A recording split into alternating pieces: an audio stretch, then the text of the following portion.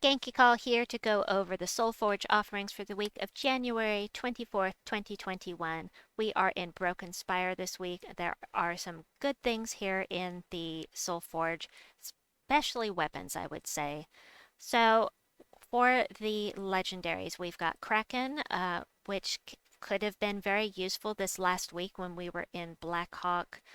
Um, you know, damage to the last two enemies, creates some blue gems, and has a 35% chance to devour the last enemy. Also does 3 damage to all enemies on 4+ gem matches.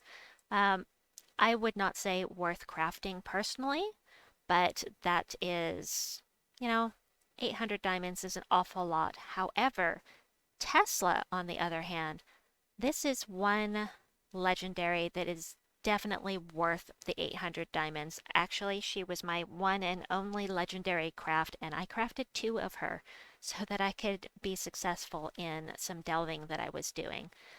She does 8 true scatter damage, even if she's webbed. It will still do true scatter damage, boosted by all ally and enemy armor. This entire thing, the boost, the true scatter damage, all of it, even if she's webbed and has a 0 magic, she is still going to do all of that, making her very useful if you're fighting something that does webbing, like Arachne Weaver. Um, and it's a 4-to-1 ratio, but it's huge, especially during events and while delving.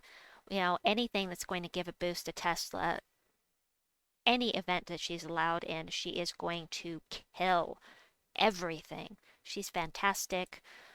So if ever you are to spend 800 diamonds on a legendary, I think this is the one I would recommend. Also, we've got Tinseltail here, whom I really enjoy using.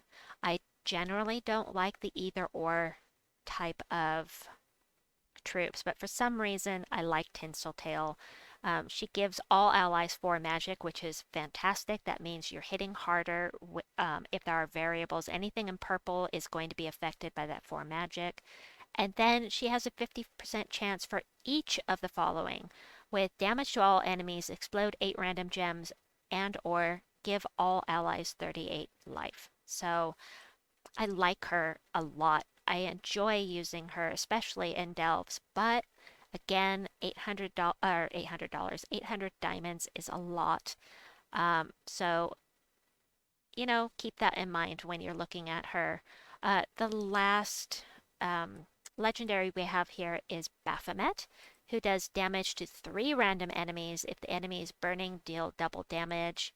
And he does triple skull damage versus burning enemies. So a this is a troop that you could use with anything that creates burn. What is that troop that burns all enemies? Infernus burns all enemies on match 4s. We've got Flaming Oni that will cause a burn to all enemies. And then there are troops that cause burn on match 4s. So this is also something you could use with Zolgoth, although 2 of the colors are blocked, but just don't cast with him. Just use him up front, and if you don't have Fireblade for triple skull damage, Baphomet is an option. Again, I wouldn't recommend crafting him, but that is my personal preference. As far as the troops go that are mythics, Ubastet is one that I would really like to have. I might end up crafting him because I want it, and I need a mythic for Pride Lands to get up past power level 9. So I am considering this. I already have Phoenicia, whom I will go over in just a bit. Damage to the 2 weakest enemies boosted by all ally and enemy attack. If one of the enemies dies, then kill the other one. So I'm thinking running Ubastet with something like Ethereal Sentry or what is that other one? Chief Dargon that gives attack to all allies. Think that that could make him super powerful. Even though it's a 6-to-1 ratio, I think that could be fun. Something different, something I can use when I can't take Zolgoth in, but I don't know. Definitely considering it. If you do not have Phoenicia, though, this is this is a fantastic troop. I did a mythic spotlight on her. I will link it in. There will be a thumbnail at the end of this video that you can click on. Um, so that you can check out a bunch of Phoenicia teams. She does damage to all enemies boosted by red gems and burning enemies. If there is a firestorm, deal double damage. That is where Phoenicia shines. So if you're using Sunspear, you have a persistent firestorm. If you are using Tink's Steam Whistle, you have a persistent firestorm because his Electrostorm is a light storm and a firestorm, and it counts as both. So you can level up your classes, any class, using a Phoenicia team. And it just takes Tink's Steam Whistle with you instead of Mirage Queen, which people usually do for the 50% mana start. She also has a 50% chance to burn a random enemy at the start of her turn. So Phoenicia, I can easily do level 5 explorers and one shot with her. I use her for my dailies, for the adventure board, for the dungeon. She's just really good.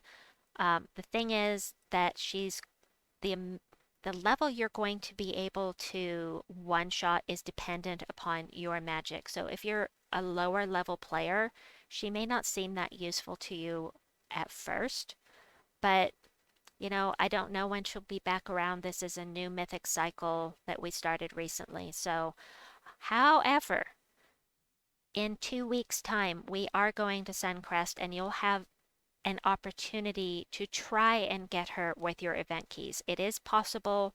There's no guarantee, but she will be in the event key drop table in a couple of weeks when we go to Suncrest. Will of Nisha is one I don't have, one I need for Silverglade. However, and I would love to get Silverglade up to power level 20, but it is not possible at this time. Even if I had this troop, it's not possible. Silverglade is one of the magic kingdoms, which is why I really want to get it to level 20, but since it's not possible, I'm not going to craft her. Deal damage, or steal 3 magic from all enemies, then do some damage to all enemies as well. Reduce damage from spells by 50%, and all purple allies gain 1 to all stats at the start of each turn. That can be very useful. However, overall, I've never heard anyone say that Will of Nisha is super useful in general. So the last mythic in here that is not normally, or like Leona's Tower and Scroll Reborn are always here. Pan is the last one that is for this week. Pan, I really enjoy, and the thing I love about him is all wild folk allies gain 1 life and magic when matching 4+ gems. So running him with Queen Beatrix, who is a wild folk, can be really fun. And then he does damage to 3 random enemies and knocks them to the back of the team. So he messes up the team. He does some damage to all of them. This number will boost every time you get a match for. I think he's fun, personally, but I still think the best one here is Phoenicia, and if you don't have her, I would say consider it. As far as weapons go, the Doomed Gavel, I personally have no interest in it. This is very situational. Stun all yellow enemies, cleanse all yellow allies, and explode 4 gems if just explode 4 gems, and if they have a doom, explode 3 more. So I personally have no interest in it. It just looks like something that might be useful during Guild Wars, but that's about it. Maybe on Guild Wars Defense, but you would have to get it tempered, and that means Forge Scrolls, yellow Forge Scrolls, and I do not have them. If I had them, maybe I'd be more interested. The Doom in here I highly recommend is the Doomed Club. This is one of the best Dooms in the game because it creates Doom Skulls. That means you don't have to have it leveled up for it to be powerful, because it's going to transform green gems to Doom Skulls flat out. That is my favorite kind of doomed weapon. It's the most powerful in my opinion. Not this specific one, but the nice thing is, it does do damage to all enemies, +1, just as usual, but the transform is what's great. And say you're running the Wild Queen, who creates a bunch of greens, and then you can take those greens and transform them to Doom Skulls. So if you can't take the Mirage Queen with you to do that for you, you can take the Doomed Club. Anything that is going to create a lot of green is going to create a lot of opportunity for you to use this weapon. For instance, if you're using Queen Beatrix or King Gobtruffle, creating all that green and brown, you can use this if you don't have the Doomed Glaive. Doomed Glaive would be better in that situation, but if you don't have it, the Doomed Club will do the trick because they're going to create so much green. It's very good. All right, let's get back to some of these other things here. This Flammifer. Flammifer is the other big weapon in here for this week. I definitely recommend the Doomed Club. Flammifer is also very good. Create 10 red gems, that is a lot. Do damage to an enemy boosted by red gems, so if there are 10 red gems on the board, that will be an extra 5 damage to an enemy because it's a 2-to-1 ratio. Flymofer is super useful. It's used in one of the meta Zul'Goth teams. Just very, very useful. Shegra's Spine, I did not have it till today when I crafted it. It does damage to an enemy boosted by giant allies, then creates a mix of 6 blue and brown gems for each giant ally. So it's going to be very situational. It also creates a firestorm. So even though it creates blue and brown gems, it uses red and it creates a firestorm. So it's got a little bit of synergy with itself in that respect. In general, it's not something I see used a lot, but Wump, it's fun to say. Damage to an enemy boosted by Broken Spire allies, then create a mix of 6 red and brown gems for each Broken Spire ally. That is very useful if you're going to be using a lot of Broken Spire troops. Generally, people don't run with a lot of Broken Spire troops. It doesn't create any of the colors, or it doesn't use any of the colors that it creates. It's red and brown, but those are Shegra colors.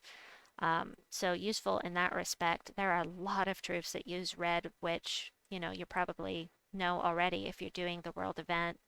And that is it for the kingdom specific weapons in here for the moment. Trick and Treat is still here.